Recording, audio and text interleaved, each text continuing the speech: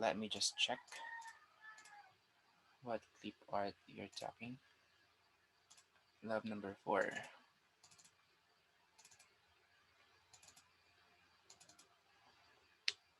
So for love number 4, yeah, dapat same na same.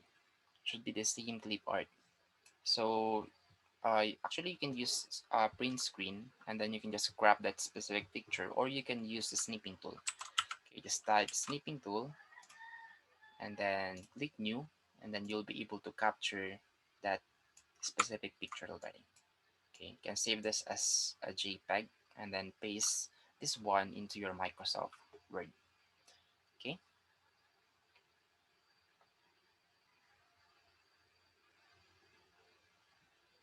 All right. So another question. Do you guys have any other question before we'll start with our module 3? None?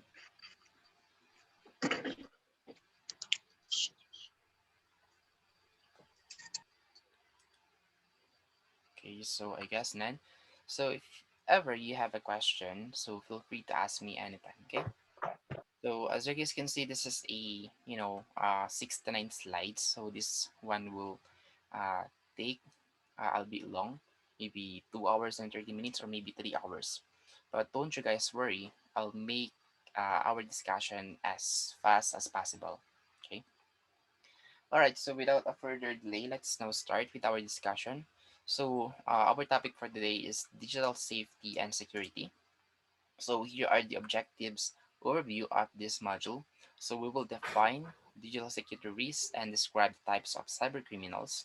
We'll describe the types of internet and network attacks and explain ways to safeguard against these attacks. And then we will discuss techniques to prevent unauthorized computer access and use. We will also explain the ways that software manufacturers protect against software piracy. We will discuss how encryption, digital signatures, and digital certificates work. Also, we will identify safeguard against hardware theft, vandalism, and then failure. We will also explain the options available for backing up, identify risks and safeguards associated with wireless communications, discuss issues regarding information privacy, identify issues related to information accuracy, intellectual property rights, codes of conduct, and then green computing. Okay. All right. So let's start with the very first digital security risks. So what is digital security risk? So it is any event or action that causes a loss of or damage to a computer or mobile device hardware. Could be software, data, information, or processing capability. So it could be physical or it could be, via soft copy or software only. Okay. So everything could be at risk. Okay. So here are the common digital security risks. So of course, number one is the internet. Okay. And network attacks, especially right now, this pandemic, we have a lot of, hackers lurking on the dark, and then, they hack people that is vulnerable. And then of course, we also have unauthorized access and use. Just wait a second, guys. Kasi nangungulit yung pusa ko. Aray ko, aray ko. Alright, so we also have hardware theft, which is very common already. This is actually already a common sense that we have to secure our personal computers. Okay, and then of course, software theft. So in here, you guys may be not aware, but most of us, okay, including me, of course, are, doing this one. So if you're using a cracked version of any application that should be a license under a certain company, then yeah, that is already a software theft. Okay, so we could go to jail for that, or for doing that uh, thing, okay, legal thing. Next one here is information theft, which is very common for usernames and password. Of course, you wanted to steal someone's personal information for you to be able to have a access to his, maybe, Facebook, Yahoo, or to his Gmail, or anything. It could be a game or any application that there is in username and a password.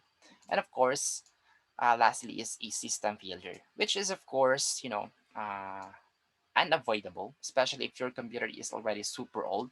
So there's a big chance that you'll have this one system failure. Okay, due to uh, being so what do you call this one? Being so matanda or Jurassic, you know, parang ancient na kumbaga yung mga kagamitan mo like your mouse, your keyboard, or even your entire system unit. Okay? Okay, let's start with cybercrime. So I know that you guys already know what cybercrime is, but for the sake of teaching this one, cybercrime is an online or internet based illegal act. So any online or internet based illegal act is considered as cybercrime. Okay, and of course, any illegal act is actually called computer crime, and if you're using, let's say, that specific application to hack someone, that is called crimeware, or that is a software that is used by cyber criminals. Like, for example, you have a software to hack a Wi-Fi of your neighbor. The one that you're using is a crimeware. Okay, so you can get, you can get filed by a case, by a cybercrime, by someone, by let's say they learn that you illegally connect to their Wi-Fi without them knowing. So yeah, that is already cybercrime. Okay. So I hope this one is clear. Cybercrime, crimeware, and then computer crime. Okay. So when say computer crime, it is the act that you are doing, illegal act. Okay. So here are the risks that you might encounter. So of course, the very common one is virus. The other one is intercepting wireless communication, okay, or unauthorized access and use. And of course, hardware theft, which is very common. You don't know who might steal your personal belongings. Okay, not just your computer. Okay, it could be your speaker, it could be your mouse, could be anything. Okay, that is very important to you. And of course, system failure, maybe due to lightning strike. So this is also part of security risk, which is of course unavoidable. Okay, information theft. Of course, it also belongs under risk or security risk, and then software theft. Okay. So here are the basic categories of cybercrime. We have the hacker, cracker, script kiddie, corporate spies, analytical employees, cyber extortionists, and then cyber terrorists. So actually, there is only one word that is not, uh, bad. You're not doing anything bad, okay, to the computer, okay. So that is actually the hacker, the word hacker. Okay, you guys are might be wondering, sir, hacker is actually, someone who steals a personal information of someone, let's say a username and then password. Actually, no. Okay, the word hacker is actually a compliment. Okay, it is someone who is maybe a genius or who knows how to use the computer at at 100% or 90 to 100%. Okay, like maybe he was able to maximize how to get the IP address of that terminal, how to shut down that terminal without touching its own terminal, just by using CMD. Uh, he might be able to send an information or get the information without you knowing it. Okay, so that is a hacker.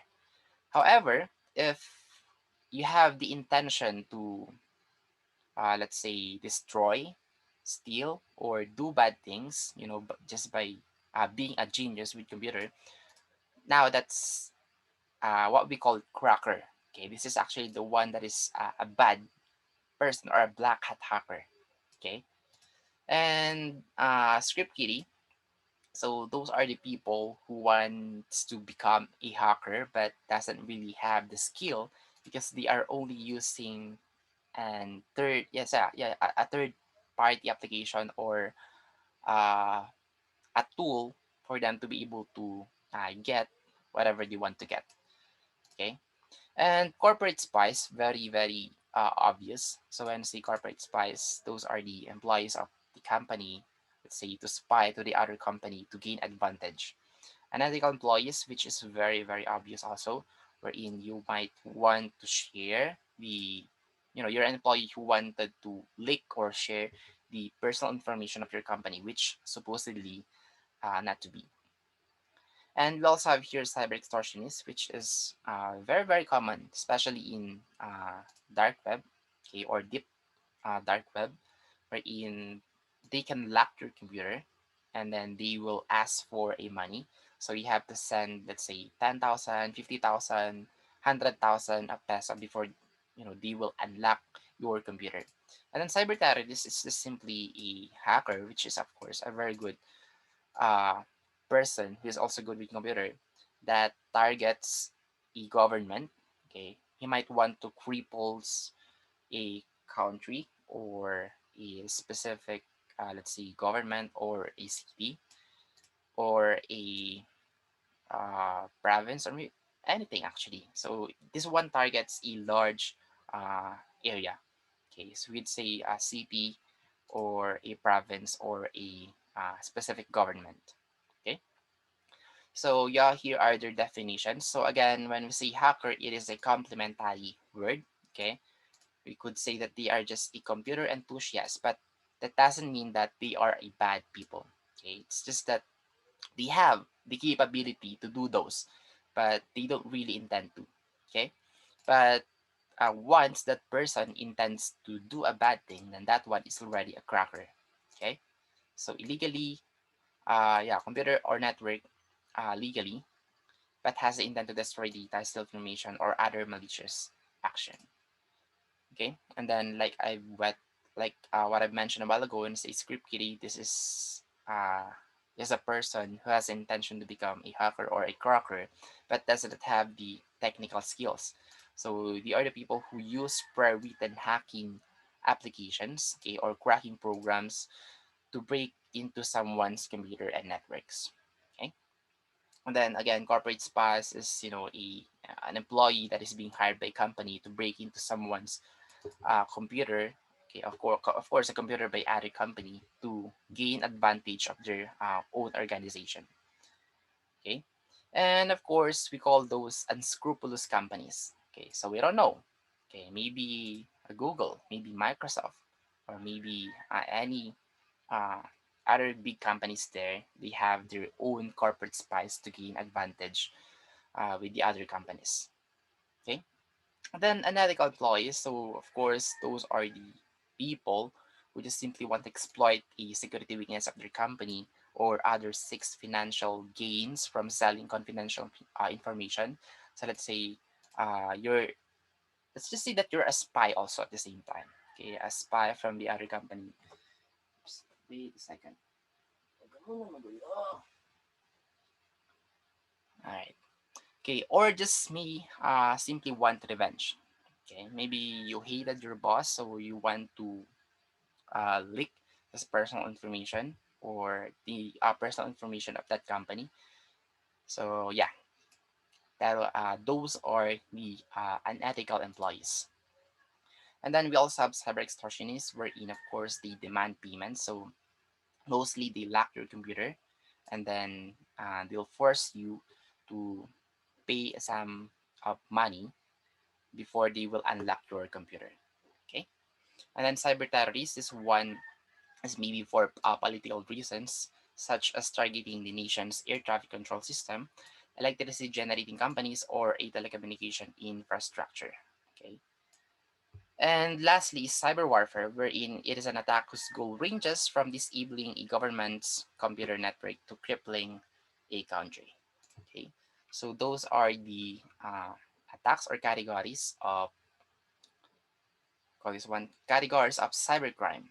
Okay, but then again, when we say hacker, this is just a complementary word for a person who's knowledgeable when it comes to computer. All right, so are we clear so far up to this point?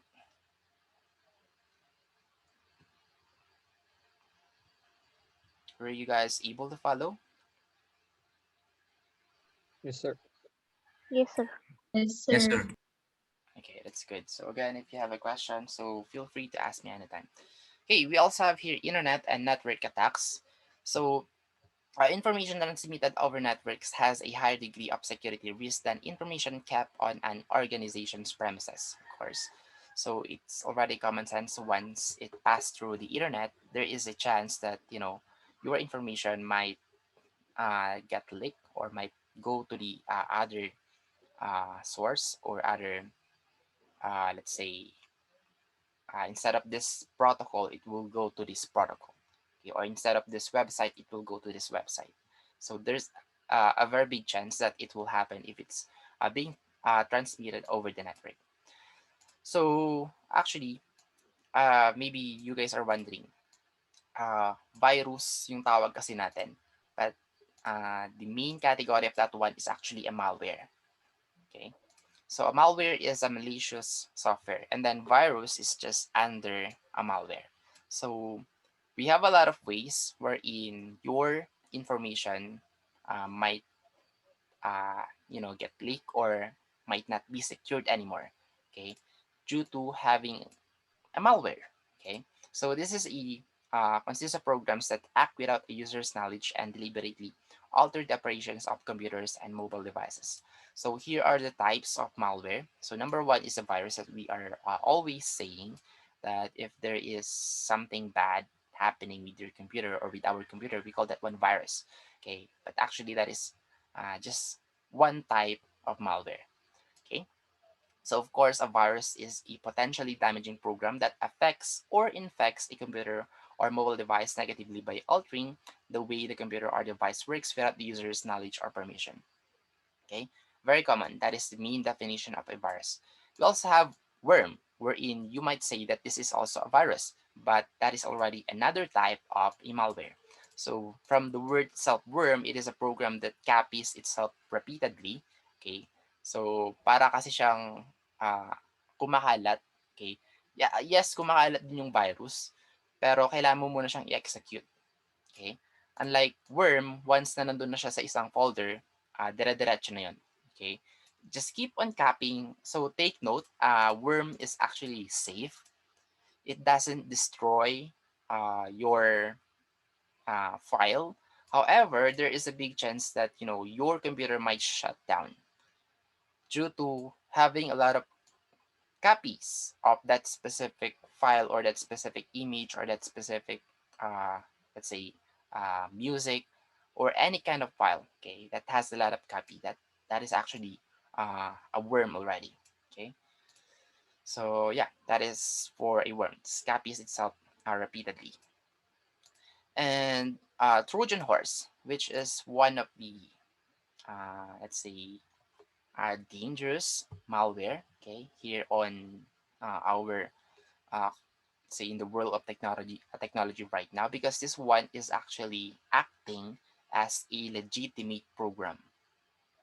Okay, so one good example of this one is, for example, you've downloaded a cracked version of a, let's say, an antivirus. So you don't know that that one also contains a Trojan horse malware. So what is the purpose of this one? So a Trojan horse is actually a application wherein it could be a rootkit at the same time. So those two could be a combination wherein uh, your antivirus will not be able to detect itself, of course, as a virus because it is itself, okay, as acting as an antivirus and then acting as a malware already. Okay? So, of course, naka-program na mismo yung antivirus na yun para hindi ma-detect yung system niya na may Trojan horse pala yun. So, let's just say that yes, it is working as a antivirus completely. However, meron siyang hidden executed file which is Trojan horse wherein pwede na siyang makapag-gain ng access sa computer natin. Okay? So, ito siguro yung pinaka dapat nating iingatan, yung pagda-download ng mga crack version, mostly antivirus. Kasi kapag legit yung antivirus mo, super safe ka na, of course. Kasi legit nga yun eh. Pero kapag crack yun, so malaki yung chance na merong virus yung antivirus na yun. Ganun naman mostly yung parang revenue or kung saan sila kumikita, kumbaga. Okay? Nagkakaroon sila ng access sa mga computers natin. Hindi lang natin alam. Okay? And then, rootkit. So, ito yung actually pinaka-common na meron yung mga hackers. So, they always have a rootkit. So, they don't intend to destroy your computer. It's just that, a tool wherein it will allow them, okay, to remotely full remotely have a full control of your computer. So ganun lang, pwede sigurong pinapanood ka lang nila via your uh, ano tawag nito, camera, okay, or pwedeng pinapakinggan ka lang nila via your own mic. Pero mostly kapag nalaman nilang may mga let's say important information ka, siguro dun sila aatake. Okay, wherein parang itong rootkit na 'to, ito na yung parang first step nila and then magiging parang cyber extortionist na sila. Eto, cyber extortionist wherein they will demand payment bago pa nila i-unlock or bago nila tanggalin yung rootkit or yung virus sa laptop or computer mo. Okay? And then spyware. So this is a downgraded version of a rootkit. So if you have a full control, okay, on that specific computer, if it's a rootkit, spyware is just a program wherein pwede silang kumolekta, okay, ng specific information, pero hindi nila pwedeng kontrolin yung computer mo. Okay? So let's just say that this has a 50% capabilities, okay, when you're going to compare that one to a rootkit. Okay? And then adware, this one is not that dangerous as long as you didn't click on that specific advertisement. Okay? So, kung lang naman siya, mga unsolicited or mga, let's say, unwanted pop-ups na lagi mo nakikita sa gilid, sa taas, sa baba, wherein sometimes it force you to click that advertisement. Wherein, di naman siguro madalas. Maybe 10% lang. So maybe 10 out of 100 of unsolicited advertisement has a virus. So meron yung iba kapag naklik mo, mapupunta ka sa isang website and then bigla ka na lang nag-download ng file and then ang masama kapag inopen mo pa yung file na yon. Okay, so there's a big chance that that is already a malware. Alright? So any other questions so far regarding with the malware?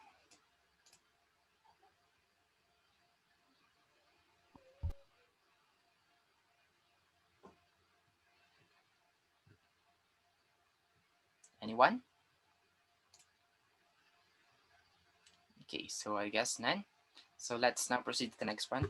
So here are the scenarios if you have received a virus, wherein, of course, someone will create a virus, and then step two, of course, they will distribute that virus to, let's say, the specific email, someone they know, and then here are the possibilities. So the other one opened the virus, opened the email to be exact, and then executed the virus in his computer. And then the other one disregarded the email. Okay, so even though she received the virus, but she didn't execute it or she didn't open that email, then it's like nothing happened. Okay, so mostly a virus needs to be executed before it can do something to your computer.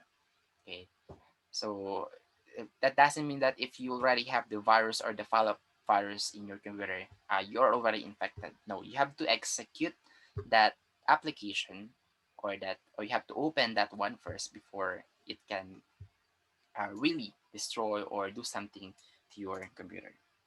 Okay. We also have here botnet, or let's start with zombie first. So a zombie is a compromised computer or device. So let's just say that this is a device or a computer that has a malware. Okay, wherein that malware has a bot application. So meaning this one has a capability to perform a repetitive task or to send a virus via email. Okay, so mostly ito yung mga combination ng mga application na talagang gustong manira ng computer.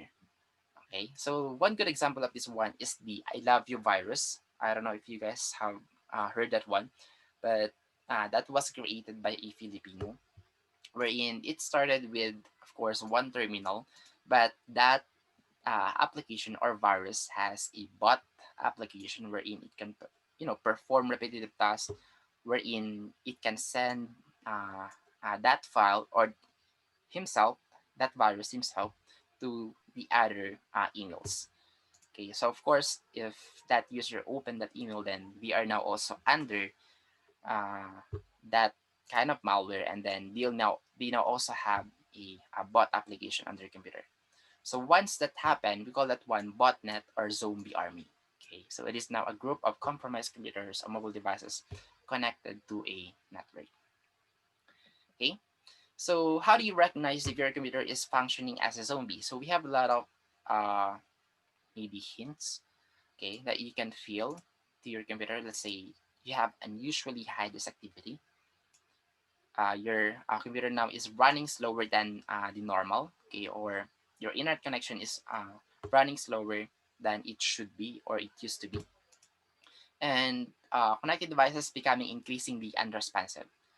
That is because it is now being sent to to the other local networks or to the other emails. Okay, so those are the things that you can check if maybe if you think that your computer is already functioning as a zombie, or if your computer is already compromised by a malware. Okay, we also have here DDoS or DOS attack. Okay, so let's start with DOS. Okay, or DOS attack. So it is actually an assault whose purpose is to disrupt computer access to internet services such as web or email.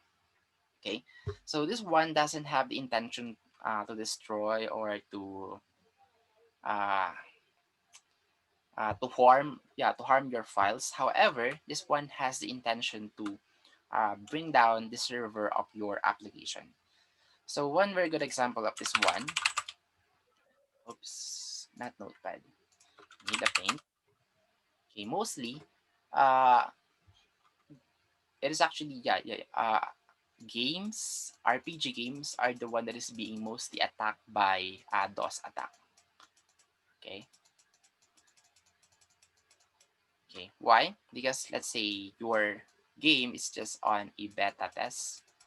So of course, if it's in beta, you're still testing your game or your application, and of course, your security for sure is very low. Okay, so parang ito kasi mga practice ground, parang ang tawag dito. Basta yun, parang ito yung mga pinagpa-practicean mismo ng mga gusto lang makita kung gagana ba tong DOS attack na to. Okay? Like, for example, ano bang games ngayon? I don't know if you guys know this one. Let's say Run Online. So this is an RPG game online. Okay? Wherein this can only accumulate, let's say, hundreds of thousands of players. But then again, this one was attacked by DOS attack. Okay? And this DOS attack can, let's see, accommodate 50,000 players. Okay? Isang user lang yan. Okay? Pero kapag DDoS na, distributed DOS attack, let's say 2 computers na or marami ng computers, so 50,000 plus 50,000 is now a total of 100,000. Okay? Ngayon, ang limited lang na pwede makapasok sa laro na to is 100,000 players, pero napuno na siya just by having 2 users. So ngayon, yung laro na to, magda-down na siya kasi nga parang na-overload na siya, lalo na kapag may nag-login pang ibang user. Okay? So kapag, let's say, mayroon pang 100 dyan, hindi na makakapasok to. Hindi naman sila pero hindi lang sila makakapag-login sa laro na to. Okay? So I hope you guys were able to understand what is a DOS attack, okay, or a DDoS attack. Ariko. Okay, so were you guys able to understand what is this denial of service attack? Yes, sir. All right. So another thing, actually, this is very obvious. Denial of service, wherein you're being denied of their service or of their application, kasi nga overloaded na siya ng kung sino man yung umaatake dun sa server na yan. Okay? So, of course, para maiwasan to, gumagamit tayo ng firewall. Okay, pwedeng hardware firewall, which is can be activated to our router, or we can use the firewall application itself. Okay, so with firewall being activated, you can already uh, secure your computer or your server from this attack or DOS attack. Okay, and then backdoor. Okay, so this one's just simply a program or a set of instructions in program that allow users to bypass security controls. Okay, so marami tayong ways actually. Backdoors. Let me just show this one to you guys.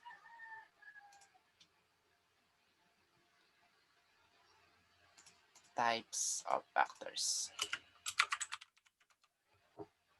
Okay, so it could be via malware, could be a ransomware, could be adware, could be spyware, or it could be data breach, or could be map antivirus, or anything. Okay, so those are the applications that has a backdoor to our computer. Okay, actually, uh, pwedeng flash drive lang as long as parang automatically na-execute yung flash drive nyo. Okay, so in that case, parang backdoor na rin yun. Kaso nga lang, tsambahan yun kasi hindi naman lahat ng ports is nag-execute kagad or ino-open niya kaagad yung file na yun or yung USB na yun. Okay, so yeah, that is for a backdoor. And next thing here is spoofing, wherein we have email spoofing or IP spoofing. So this one is a technique intruders use to make their network or internet transmission appear legitimate to a victim computer or network. So email spoofing is one good example of this one. Like for example, you're having a online transaction to someone, and then you are now sending a personal information to that specific email. Okay, wherein you don't you were thinking that you are really sending that information to a legitimate source or a receiver. But let's say you were scammed or you were fooled by this email spoofing, then it will now be sent to a different source or different receiver. Wherein, of course, the email that you have sent is now being compromised, and then they now know what's inside of that email of yours. Okay. Another thing here is IP spoofing. So mostly this one is actually in a form of phishing. So when I say phishing, it is acting as a legitimate bank website wherein of course you can have a online payment, online transaction, online fund transfer. So yeah, there's a big chance that you are sending that money into someone's bank account instead of to that specific bank account. Okay, that is IP spoofing. Okay, so it is your IP address or the IP address of that uh, website is being altered, okay, into something else. Okay, so how to safeguard against internet and network attacks. So number one, of course, you must use in an antivirus software. However, just an advice, if you're going to use a cracked version of an antivirus, uh, I advise you to delete that one instead. Okay, just use the default antivirus of your computer. So you can use Microsoft Defender, Windows Firewall, and always turn on your firewall. Okay, so those might be more effective instead of using a cracked version of a antivirus. Okay, of course, be suspicious of unsolicited email attachments. And then, of course, scan removable media for malware before using it. And then always implement firewall solutions and then back up regularly, just in case. Okay. All right. So since we don't have enough time anymore, so we will just continue the rest on part two. Right. So goodbye for now, and just wait for the second link.